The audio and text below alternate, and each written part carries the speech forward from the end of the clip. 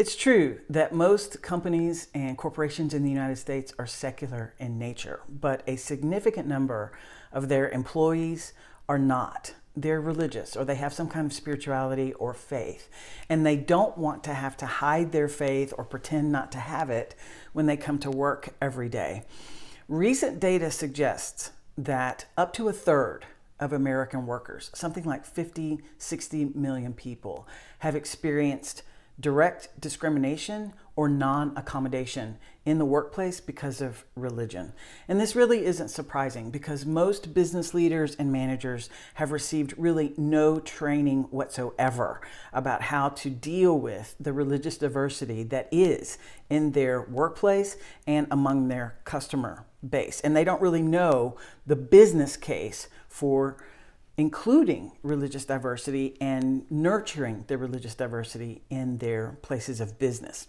Hard ROI data is not easy to come by because religious diversity is still a largely overlooked area of religious diversity training. But the few analyses that have been done have found that proactively supporting religious diversity in the workplace has very positive implications for the bottom line.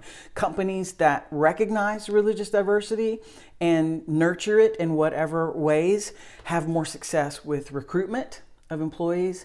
They have more success in retention, in retaining those employees, and they have success in creating an overall positive corporate culture that improves employee morale. So at worst, not encouraging religious diversity or not being mindful of the religious diversity in the workplace has negative implications. Things like lawsuits and litigation, because the United States of America is a country with a constitutional level commitment to religious freedom.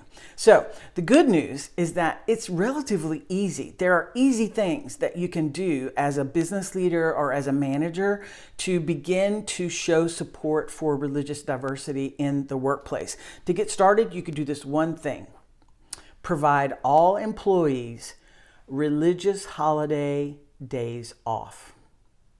In addition to sick days, in addition to personal days, in addition to the general holidays that the workplace provides for everyone, religious holiday days off. Now, why does this matter?